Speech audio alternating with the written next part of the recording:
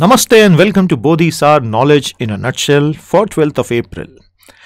Brought to you by Bodhi Booster Knowledge Portal for learners and achievers. We start with some words of wisdom. Nothing ventured, nothing gained. And venture belongs to the adventurous. बिना जोखिम के कुछ नहीं मिलता और जोखिम वही उठाते हैं जो साहसी होते हैं. ये एक बड़ा शानदार वाक्य है और इसे सही अर्थों में यदि प्रयुक्त किया जाए तो ये काफी लाभकारी भी हो सकता है. Bodhi Sar offers you hot topics, GK and current affairs, analysis and explanation. We also offer you objective quiz questions alongside so that you can keep on benchmarking how much you are learning. आप न केवल विश्लेषण सुन सकते हैं, देख सकते हैं, साथ ही साथ आप प्रैक्टिस क्विज भी सॉल्व करें. We try and give you insights beyond the obvious in both Hindi and English. Supporting PDFs आपको बोधी न्यूज से मिलते हैं. Solid support and free forever. याद रखें, बोधी सार का सारा कंटेंट सभी government exams, UPSC, RBI, bank PO, state PSC, CGL, CDS, railways और एनी अदर गवर्नमेंट एग्जाम के लिए सीधे तौर पर आपको काम आ जाएगा. MBA entrance exams, GDs and interviews, if you are appearing for CAT, SAT, CMAT, IIFT, you will definitely need content on issues like these. इसका पूरा लाभ उठाएं.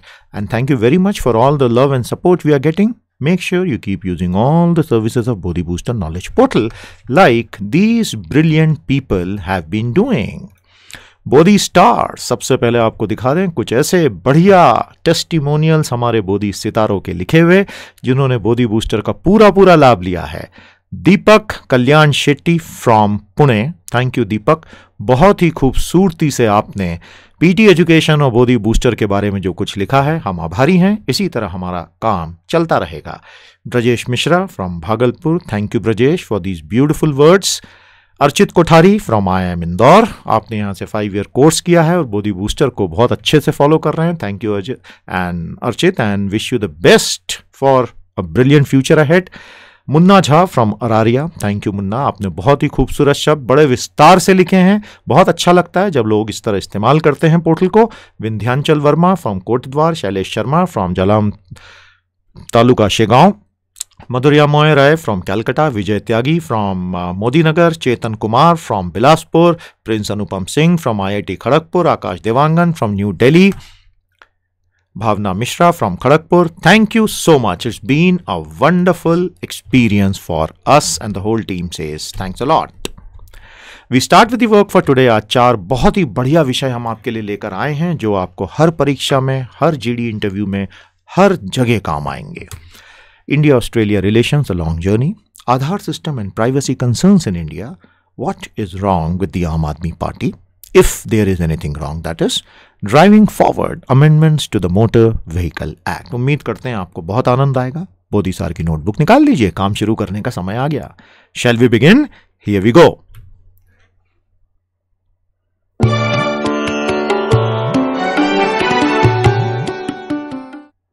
India Australia relations, a long journey. एक बड़ी लंबी यात्रा भारत और ऑस्ट्रेलिया के संबंध में रही है.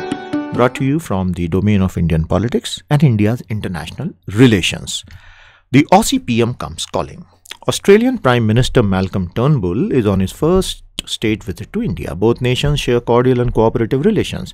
He met his Indian counterpart, during which both countries reaffirmed their commitment to the conclusion of a commercially meaningful CECA, Comprehensive Economic Cooperation Agreement, which addresses the priorities of both the sides. The presence of Prime Minister Turnbull in India is significant in one fundamental aspect: the range of issues which India and Australia are keenly cooperating on. जितने ज़्यादा विस्तार पूर्वक मामलों में भारत और Australia आपस में एक दूसरे का सहयोग करके आगे बढ़ना चाहते हैं, वो विश्व राजनीति की बदलती स्थितियों में बहुत महत्व धारण कर लेता है.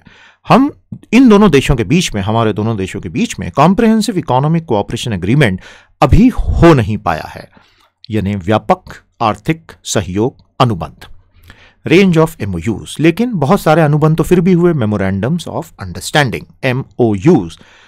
India and Australia sign 6 MOUs in various field. 1, 2, 3, 4, 5, 6. अब ये 6 फील्ड फटाफट देख लीजिए. सबसे पहला, cooperation to fight international terror. Second, cooperation in the field of health and medicine. Third, sports.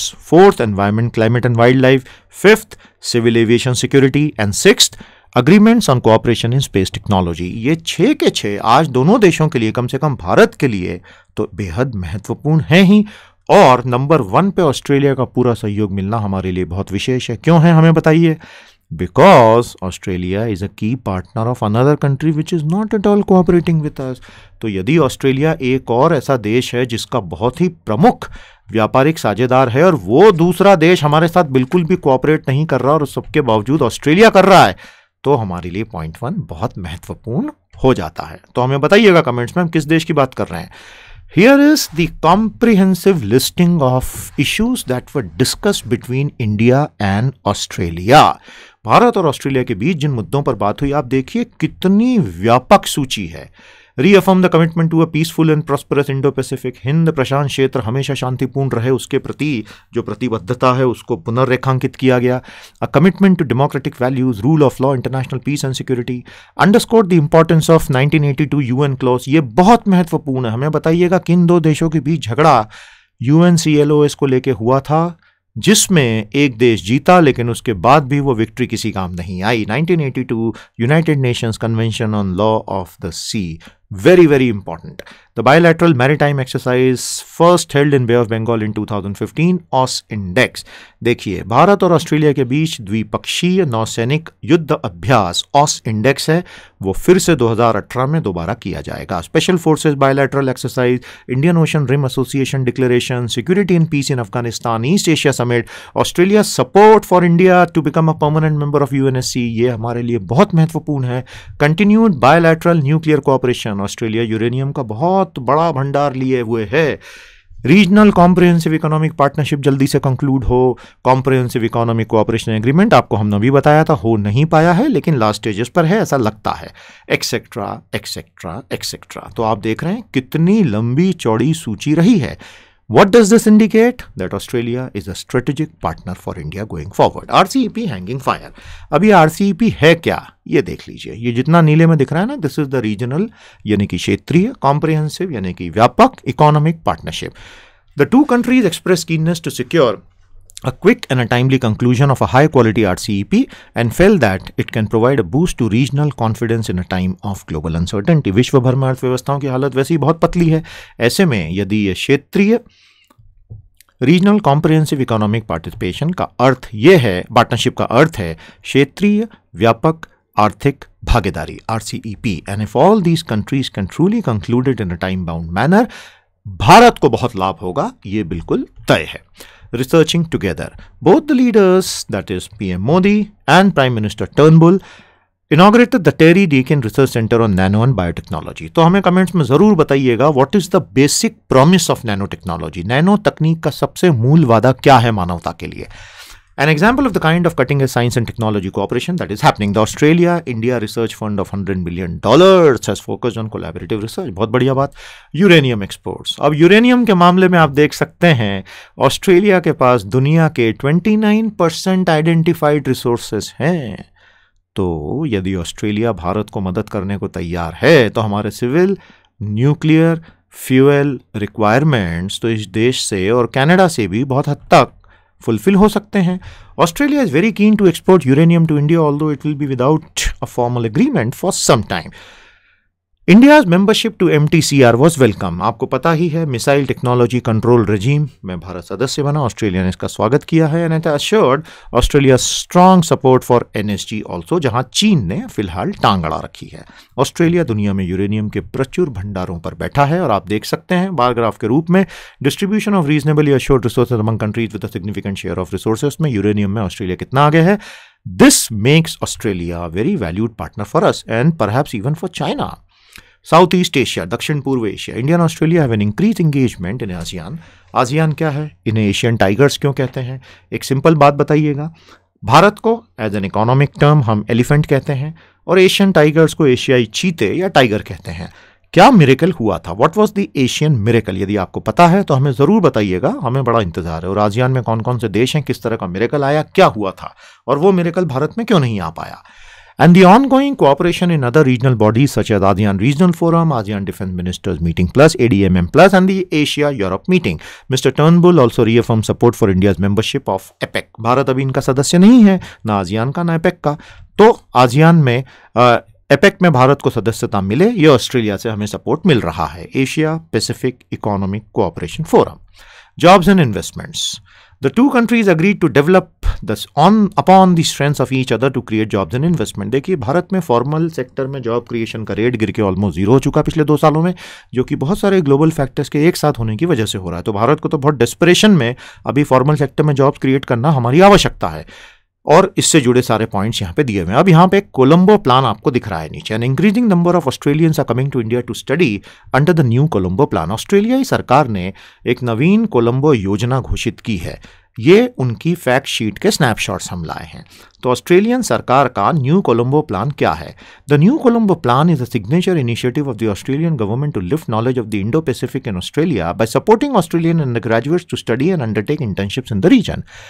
Australia में रह रहे बच्चों के लिए या युवाओं के लिए इंडो पैसिफिक क्षेत्र यानी हिंद प्रशांत क्षेत्र की समझ बढ़े, इसलिए ऑस्ट्रेलियाई सरकार ने न्यू कोलंबो प्लान एनसीपी शुरू किया है। Those of you who are interested इसको डीप में पढ़ लीजिएगा। बोधी रिसोर्सेज पेज पर आपको डाउनलोडेबल लिंक भी मिलेगी। Quiz time. Who was the Australian prime minister prior to mister Malcolm Turnbull? Turnbull साहब से पहले ऑस्ट्रेलिया के प्रधानमंत्री का नाम बताइए। केविन रड है मुझे लगता है, जूलिया गिरार्ड भी हो सकती हैं। The correct answer is Tony Abbott. याद रखिएगा, इस तरह के क्वेश्चंस थोड़ा सा आपको इन डेप्थ चेक करने के लिए अच्छे होते हैं। How many MOUs were signed between India and Australia during PM Malcolm Turnbull's India visit in April 2017? अप्रैल 2017 में प्रधानमंत्री टर्नबुल की यात्रा के दौरान कितने अनुबंधों पर हस्ताक्षर किए गए? The correct answer is 6। ये हमने आपको आज ही पूरे 6 की सूची भी दिखा दी थी। In which year was the Australian group established? ऑस्ट्रेलियाई समूह की स्थापना किस वर्ष में हुई थी? बहुत ही स्पेसिफिक स्टैटिक जीके का क्वेश्चन है। The correct answer is 1985। उम्मीद करते हैं आपको एक top level understanding of this issue of India's international relations अच्छे से समझ में आया होगा।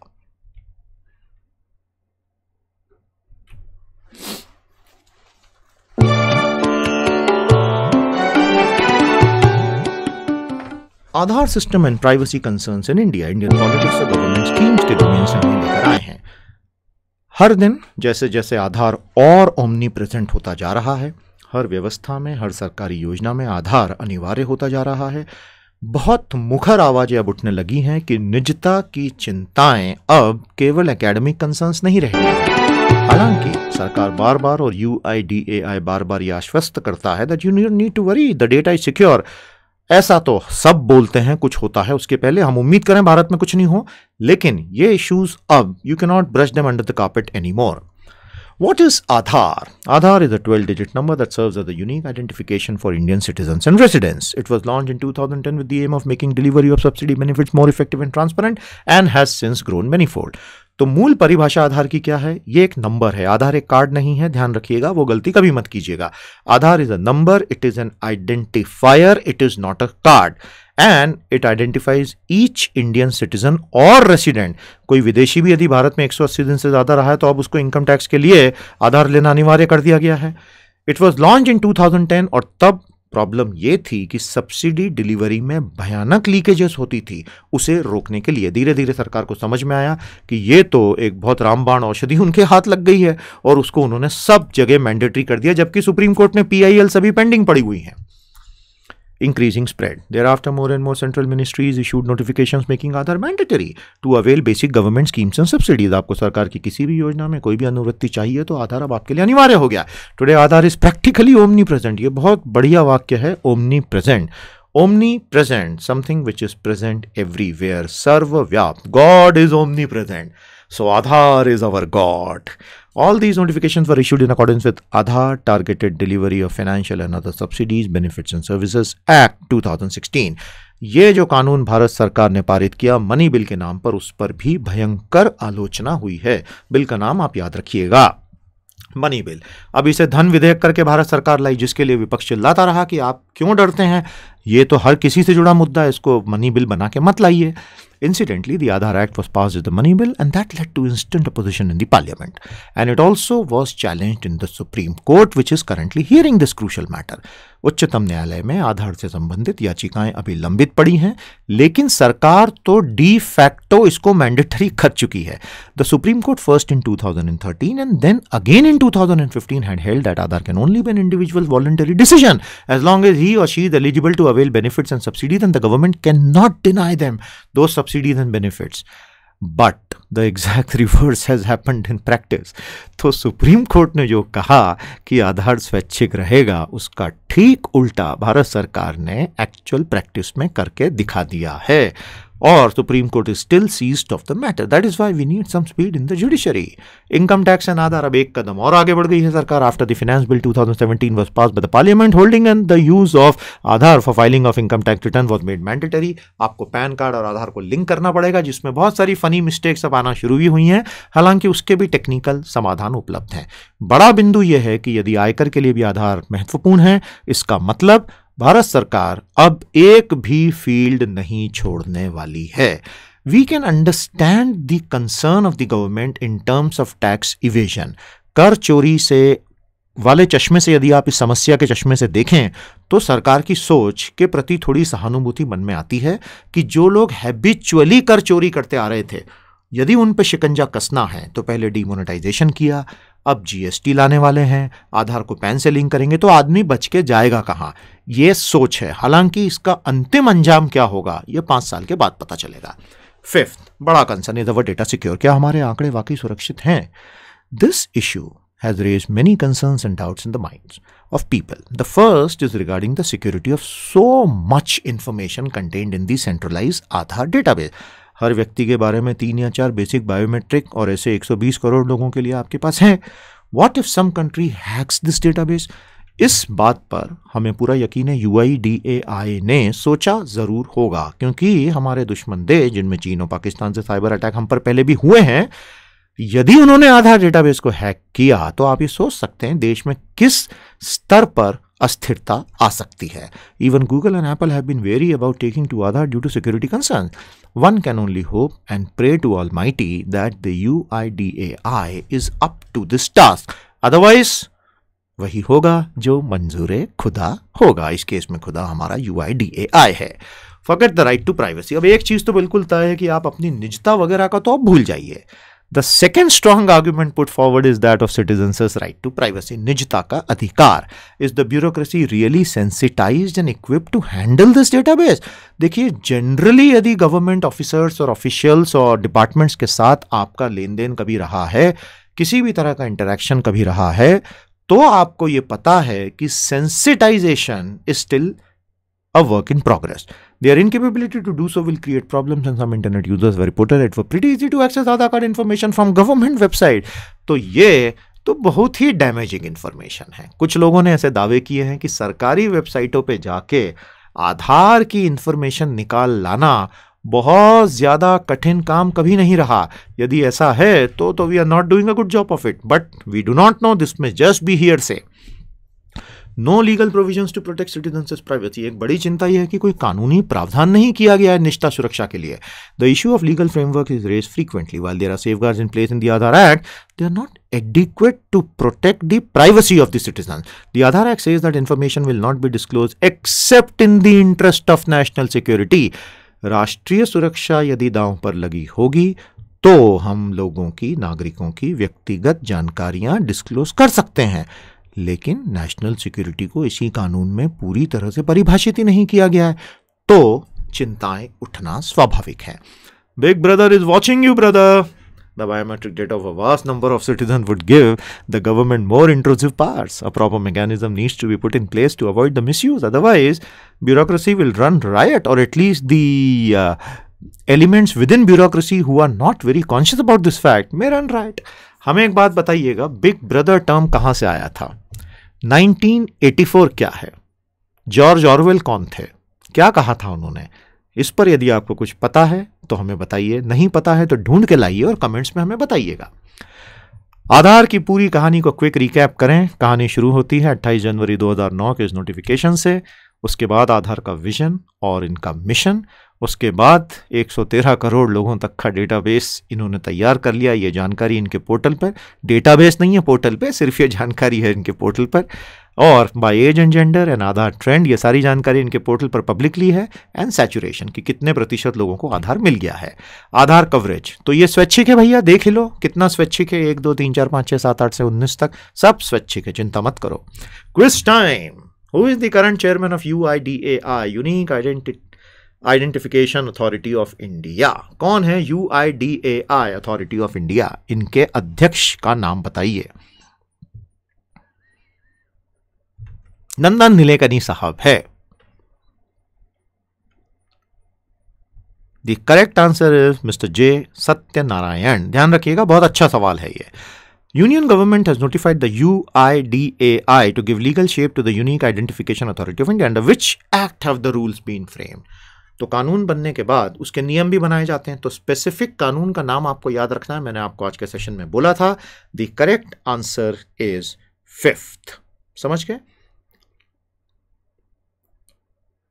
इसे आप याद रख लीजिएगा, it will really help you someday. Under which agency और मिनिस्ट्री डज UIDAI फंक्शन? आखिर ये जो प्राधिकारी है ये किस मंत्रालय के तहत काम करता है? तो यदि आपको पता है तो हमें बताइए। Under which ministry does the UIDAI function? This is a very nice question. The correct answer is ministry of communication and information technology, संचार और सूचना प्रौद्योगिकी मंत्रालय। इनके मिनिस्टर कौन हैं, उनके नाम हमें बताइएगा। कैबिनेट मिनिस्टर और मिनिस्टर ऑफ स्टेट 2 हो सकते हैं, दोनों नाम हमें बताइएगा।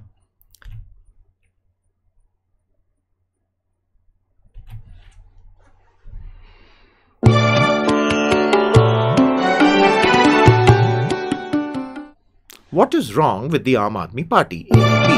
People and Personalities, Reformers. Arvind Kejriwal साहब जब राष्ट्रीय परिदृश्य पर धूमकेतु की तरह उभरे थे, बहुत उम्मीदें थी और लोगों ने बढ़ चढ़कर आम आदमी पार्टी का हर तरह से साथ दिया। तो कई लोगों को बहुत दुख है आजकल जिस प्रकार की घटनाएं हुई हैं। तो हम एक बिल्कुल तटस्थ और निरपेक्ष भाव से समझना चाहेंगे, is there something wrong, and if something is wrong, what could be a possible solution, or is it all just hearsay and rumors? आइए देखते हैं। A great start, एक बहुत बढ़िया शुरुआत। The Aam Aadmi Party emerged in November 2012 from the India Against Corruption movement, IAC आंदोलन, led by anti-corruption activist Anna Hazare, which demanded the passage of a Jan Lokpal bill since 2011. तो 2011 से ही अन्ना हजारे साहब ने, जो एक बहुत ही जाने माने भ्रष्टाचार के विरोध में लड़ने वाले आंदोलनकर्ता हैं, उन्होंने जन लोकपाल बिल या कानून की मांग की थी। अन्ना was always opposed to the idea of floating a political party, but Kejriwal thought otherwise and floated the आम आदमी party. He got massive support. देखिए, कई बार केजरीवाल साहब की बहुत बुराई की जाती है कि अपने गुरु का मान नहीं रखा वगैरह। गुरु का मान रखना ना रखना वो अपने मन की बात होती है। यदि आपको व्यवस्था में बदलाव लाना है तो ये मानी हुई बात है कि बिना पॉलिटिक्स में एंटर किए आप व्यापक बदलाव सीमित मात्रा में ही ला सकते हैं। इसीलिए रोम शर्मिला भी अल्टीमेटली पॉलिटिक्स में आई। सो maybe we should take with a lot of skepticism, and we should take it with not just a pinch but a bag full of salt. The typical criticism कि Kejriwal has not respected his guru Anna Hazare, because just by floating a political party it is not tantamount to disrespecting Mr. Hazare. अब जो लोग लेकिन अपनी बात पर अड़े हैं उनका कहना है कि उन्होंने तो डिसरिस्पेक्ट किया। तो फाइन, दोनों पक्ष हैं, इस सिक्के के दोनों पहलू हैं, तो हमने सोचा कि दूसरा पहलू भी आपके सामने रखें। Second, principle stand. The party was formed on the principles of clean and corruption-free politics. और ये वादा एक बहुत बड़ा वादा है। देश के लोग इस वादे की तरफ बहुत बढ़ चढ़कर देख रहे हैं। उम्मीद है it supports not only from the common people but also intellectual and thinkers both within and outside India. तो इन्हें सहयोग मिला, it got support not only from the common people but also from intellectuals and thinkers both within and outside India. ये तो ऐतिहासिक रहा। दूसरी main stream parties के हाथ पांव फूल गए थे जिस प्रकार इन्हें ऑनलाइन डोनेशंस मिलना शुरू हुए थे। Many people actually left their jobs to work for the party. Many felt it was the turning point in the history of Indian politics. तो इतने सारे लोगों को यदि ऐसा लगा था तो उस बात में कुछ दम तो रहा होगा। दिल्ली इलेक्शंस 2013 एंड 2015, फिर आए दिल्ली के चुनाव 2013 और 15 जिसमें आम आदमी पार्टी ने अपने आप को जमाया। आप receive massive public support first in 2013 जहां उन्होंने 28 सीटें जीती और उसके बाद वो सब मिक्स कोलिशन गवर्नमेंट का झगड़ा वगैरह आया, एंड देन फाइनली इन 2015 जहां उन्होंने 70 में से 67 सीटें जीत ली। तो निश्चित तौर पर जनता का बहुत बड़े स्तर पर समर्थन आम आदमी पार्टी को मिला। फिर धीरे धीरे कहानी बदलती है। क्रेडिबिलिटी क्राइसिस, विश्वसनीयता का संकट। Slowly, month after month, various incidents ensured that Aam Aadmi Party and the convener Mr. Kejriwal started losing credibility. ऐसा आरोप उन पे लगा। He has been known to level corruption charges against many politicians but could not substantiate them with a lot of credible evidences. One example which is given to support this argument against Mr. Kejriwal, 370 pages corruption charges list against the then Delhi CM Sheila Dikshit. उसमें कुछ हुआ नहीं बाद में। On the contrary, currently many AAP MLAs and even ministers themselves are facing criminal and corruption charges. इस पर आम आदमी पार्टी का कहना है कि इनमें से अधिकतर झूठे हैं, एक दो सच भी हो सकते हैं, और ये झूठे लगाए ही इसलिए कि हमें हमेशा के लिए समाप्त कर दिया जाए। तो वो दूसरा पक्ष भी समझना जरूरी है। Today, the party's convener Kejriwal faces many defamation litigations. While that can be still seen with a sympathetic eye, his own partymen involved in corruption seems unforgivable. अब एक बहुत बड़ी चुनौती जो इनके लिए आ गई कि बहुत सारे ऐसे विश्वसनीय सबूत अलग अलग सूत्रों से निकल के आने लगे मीडिया में कि इनके पार्टी के कुछ लोग जिस प्रकार भ्रष्टाचार में जुड़े हुए हैं, उससे इनकी साख पर बहुत बट्टा लगा। उन पे खुद पे व्यक्तिगत ऐसे आरोप कभी नहीं लगे, लेकिन आसपास के लोगों पे लगे, और आसपास में कुछ लोगों पे अभी तक नहीं भी लगे हैं, दोनों तरफ से। Interference by the central government. अब आम आदमी पार्टी ने एक आरोप हमेशा लगाया है। आप has regularly blame the union government, जिसका अर्थ बेसिकली है Bhajpa, of interfering in the most basic of operations that the Delhi government should be allowed to carry out. Further complications arise from the LG's office and unilateral major decisions that make the concept of Delhi Assembly being a representative force look like a joke. आम आदमी party ने कई बार कहा है कि दिल्ली की विधानसभा का होना, चुनाव होना, एक चुनी हुई प्रतिनिधि सरकार का होना, यदि LG के ऑफिस से ही सब कुछ चलना है तो फिर ये तो एक मजाक बन के रह गया है। केजरीवाल्स लेटेस्ट सैल्वो, उन्होंने जो अभी हाल ही में अपना तीर छोड़ा है, election commission is the Dhritarashtra and mister Modi is the Duryodhana, ये वाक्य उन्होंने अभी बोला, is symbolic of that frustration. तो उन्हें कितनी पीड़ा इस चीज से हो रही है कि उनको काम ही नहीं करने दिया जा रहा है। हालांकि उनके विरोधी ये कहते हैं कि उन कोई भी दखल तो दे नहीं रहा, उनसे काम हो नहीं रहा है। Allegations of dictatorial tendency, the party lacks inner party democracy. इन पर आरोप लगा है कि आपके पार्टी के भीतर लोकतंत्र नहीं है, लेकिन सच्चाई यह है कि भारत के लगभग सभी पार्टियों में लोकतंत्र नहीं है। इस पर ज़्यादा आर्ग्यूमेंट करना का कोई सेंस ही नहीं है, बिकॉज पार्टियां भारत में ऐसी ही चलती हैं। People allege that issues are not discussed in a democratic manner and decisions taken arbitrarily. Too much of a hurry, ये निश्चित तौर पर इनसे बड़ी गलतियां हुई हैं। The party was in a great hurry to become a national level party. Of the 400 candidates fielded in Lok Sabha elections 2014, only 4 victories were recorded. तो 1% कैंडिडेट उनके 2014 में जीते। ये उनकी बहुत बड़ी भूल थी जो उन्होंने रातों रात राष्ट्रीय स्तर पर अपने पद चिन्ह छापने की कोशिश की। यदि उस वक्त ये नहीं करते तो नाम भी इतना खराब नहीं होता और बहुत सी एनर्जी बच पाती। उसके बाद उत्तर प्रदेश 2012 में भी यही स्थिति हुई। It is important for any party to establish itself, prove itself and then expand. Punjab and Goa are examples of the same rush in 2017। तो इस प्रकार से हम ये देख रहे हैं कि चुनावों में लोग इन्हें उतना समर्थन नहीं दे रहे हैं जितना अदरवाइज लगा था। Founders expelled. The party suffered a huge blow when two of its prominent founder members, Shri Yogendra Yadav, the cephalogist, and Prashant Bhushan, the lawyer, were unceremoniously expelled. This resulted in a lot of intellectuals quitting the party. Although party का और केजरीवाल का कहना था कि party विरोधी गतिविधियों के कारण उनको निकाला गया, लेकिन योगेंद्र यादव जी और प्रशांत भूषण जिन्होंने फिर स्वराज मिशन शुरू किया है, उसमें उनका यह आरोप है कि पार्टी पूरी तरह से डिक्टेटोरियल अप्रोच से चलाई जा रही है। Direct attack backfired. एक और चीज जो इन पे बैकफायर कर गई, ओवर एम्बिशन, बिकॉज वो डायरेक्टली जाके मोदी जी से कंटेस्ट कर बैठे, and lack of consistency in decisions. इसकी वजह से लोग इन पे आरोप लगाते हैं कि ये अति महत्वाकांक्षी हो गए हैं। The party now faces the challenge in MCD elections, और यदि वो जीतते हैं तो वो खुद को फिर से अच्छे से एस्टैब्लिश कर पाएंगे। फाइनली हम इतना ही कहेंगे that India needs diversity in its political setup and parties like the AAP can still restore some of that balance. Bharat के लोकतंत्र को यदि जीवित रखना है तो हमें एक बात समझ के चलनी पड़ेगी कि हमें बहुत सशक्त और मजबूत विपक्ष चाहिए। यदि सिर्फ एक ही पार्टी के हाथ में सारी सत्ता आएगी तो वो ना देश के लिए ठीक है ना उस पार्टी के लिए ठीक है। और हम एज सिटीजन्स तो अपने देश की सोचें और अपने लोकतंत्र की और देश के नागरिकों के भविष्य की सोचें। उस हिसाब से बैलेंस अर्थात संतुलन is the only way we can truly move forward. ध्यान रखिएगा ये एक पॉलिटिकल इश्यू है, फिर भी हमने इसे कवर किया है क्योंकि this makes news frequently and a balanced approach in analyzing it is very important. Quiz time. From which IIT did Kejriwal do his mechanical engineering? उन्होंने किस IIT से अपने मैकेनिकल इंजीनियरिंग की पढ़ाई की? ये तो सभी को पता है, it is from IIT Kharagpur. उन पर यह भी आरोप लगे कि वो तो कभी IIT खड़गपुर गए ही नहीं, तो वो बिल्कुल ठीक है। एक बार आप राजनीति में उतरते हो तो हर तरफ से हर प्रकार के सही गलत हमले आप पर होते हैं। In which year was Kejriwal awarded the Ramon Magsaysay award for emergent leadership? बहुत बड़ी उनकी विक्ट्री रही थी इमर्जेंट लीडरशिप के लिए। रेमन मैगसायसाय अवार्ड जो मिलता है वो उन्हें दिया गया था 2006 में। यहां से वो पब्लिक कॉन्शियसनेस में आए थे। हाउ मेनी सीट्स डिड आम आदमी party win in the Goa state assembly elections in 2017? तो यहां पर ये बहुत उम्मीद के साथ सरकार बनाने के इरादे गए थे, लेकिन वहां पर वो एक भी सीट जीत नहीं पाए और उन्हें इंट्रोस्पेक्शन करना चाहिए कि कहां विफलता हो रही है।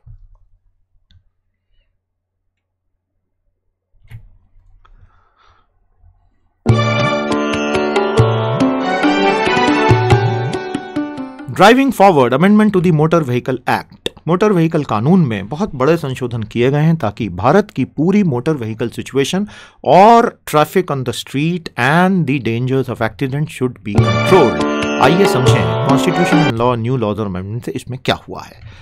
Tightening the screws, the Lok Sabha has passed the amendments to the Motor Vehicles Act 1988 to ensure enhanced road safety. These amendments have focused on the use of digital technology to simplify processes and prevent fraud, encouraging people to help victims by protecting them from harassment, on easing the pressure of third-party compensation on insurance companies, and increase of penalties for various offences. तो आप देख रहे हैं कितना wide SVEEP है। सबसे पहले digital technology, उससे फ्रॉड प्रिवेंट हो, चीजें फास्ट हों। दूसरा, सड़क पर एक्सीडेंट के शिकार लोग जो पड़े हुए हैं उन्हें मदद करने के लिए जाने वाले लोगों को बाद में जो व्यवस्था से तकलीफ होती है उसे कम किया जाए, और ये भारत की सबसे बड़ी विफलता इतने सालों में रही है। थर्ड पार्टी कंपनसेशन के इश्यूज, और फाइनली ट्रैफिक के नियमों का उल्लंघन करने पर लगने वाले दंड। ये तो बहुत जरूरी है भारतीयों के लिए। Deaths, as per the NCRB, Ministry of Road Transport and Highway MORTH, there is one death every 4 minutes in India due to road accident. This is a horrific statistic. In 2015, 1.5 lakh से ज़्यादा लोग सड़क दुर्घटनाओं का शिकार हो गए, जो कि भारत के सभी वॉर्स की कैजुअलिटी से अधिक है। The government is committed to reduce it by 50% in the next 5 years. Third party insurance liability, सभी को पता है under the act of 1988 the liability of third party insure for vehicle accident is unlimited. However, the bill limits it to the maximum of 10 lakh in the case of death and rupees 5 lakh in the case of serious injuries. Thereby, it is made very practical and realistic. However, there is no limit on the compensation amount that the courts can award. The bill aims to amend 68 of the 223 sections. इसका मतलब जो एक वादा मोदी सरकार ने शुरू में किया था कि हर कानून की जांच पड़ताल करके जहां जहां परिवर्तन की जरूरत होगी वहां वहां परिवर्तन होगा। जो कानून पूरी तरह से समाप्त करने योग्य हैं उन्हें समाप्त किया जाएगा। क्या आप जानते हैं कि भारत की पूरी कानून व्यवस्था में, कानून बनाने की विधि निर्माण प्रक्रिया में there is usually no concept of a sunset provision. तो हमें बताइएगा सनसेट प्रोविजन या सूर्यास्त प्रावधान क्या होता है in legislation. We will await your answers. और MORTH मिनिस्टर कौन है वो उनका नाम भी बताएं। A new fund created, the provision for a motor vehicle accident fund has been made which would provide compulsory insurance cover to all road users in India for certain specific accident.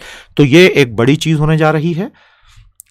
और उसके अलावा taxi aggregators, उबर वगैरह के लिए सारी guidelines अब तय हो जाएंगी, जो कि दुनिया भर में अब टेंशन हो रहा है इस तरह के ऑनलाइन एग्रीगेटर्स की वजह से। Other provisions for amending the existing categories of driver licensing, recall of defective vehicles have also been made.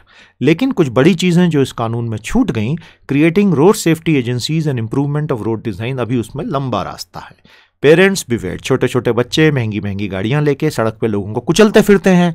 In case of accidents committed by juveniles, juvenile यानी अवयस्क, द गार्जियंस और the owners of the vehicle will be guilty and the registration would be cancel. तो parents को मेरा प्यारा बच्चा करके हाथ में मर्सिडीज नहीं देनी है, नहीं तो आपको जेल जाने के लिए तैयार होना है। Juveniles would be tried under the Juvenile Justice Act, JJ Act.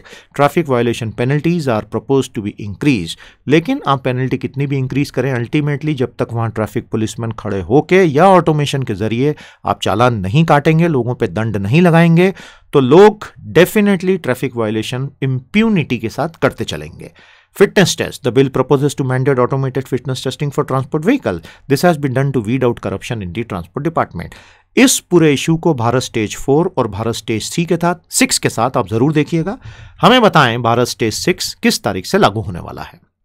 To facilitate transport solutions for Divyangs, impediments in grant of licenses and alterations in the vehicles to make them fit for the use of Divyangs have been removed. इस तरह के impediments हटा दिए गए हैं जो कि बहुत ही प्रोग्रेसिव कदम होगा। Quiz time. What is the validity period of learner's license in India? Bharat में लर्नर लाइसेंस जो मिलता है उसका वैधता का पीरियड क्या होता है? The correct answer to this is 6 months, जिसके बाद आपको परमानेंट लाइसेंस लेना होगा। What is the minimum age for applying for a permanent license? एक परमानेंट लाइसेंस के लिए आपकी न्यूनतम आयु कितनी होनी चाहिए भारत में? The correct answer is 18 years. तो यदि आप एक पेरेंट हैं और ये सेशन देख रहे हैं तो ध्यान रखिएगा, अपने बच्चे को यदि वो 13-14 साल का है तो वाहन हाथ में बिल्कुल ना दें। In which year was the motor vehicle act originally enacted? सबसे पहले ये कानून भारत में कब बना था? 1939, अंग्रेजों के जमाने का कानून। आज का हमारा बोधिसार यहीं पे समाप्त होता है। We end with another motivational thought. Hold fast to dreams, for if dreams die, life is a broken winged bird that cannot fly. अपने सपनों को थामे रखिए, क्योंकि अगर सपने मर जाएंगे तो जीवन एक पंखहीन पक्षी हो जाएगा जो उड़ ही नहीं सकता। इसलिए सपने देखते रहें और सपनों को हकीकत में बदलने के लिए लगातार प्रयासरत रहें। बोधी बूस्टर नॉलेज पोर्टल आपके लिए लगातार बोधिसार लाता रहेगा। Brought you by PT education and PT's IAS academy. याद रखिएगा, बोधी रिसोर्सेज पेज resources.bodhisar.com पे जाके आप सारे पीडीएफ डाउनलोड कर सकते हैं। आज के बोधिसार नॉलेज इन नटशेल में इतना ही। अब हमें अनुमति दीजिए। आपको हमारे सेशंस कैसे लग रहे हैं हमें बताते चलिएगा। If you like our sessions, all these efforts would have achieve the purpose. We will meet very soon with the next compilation of Bodhisar analysis. Namaste, Jai Hind.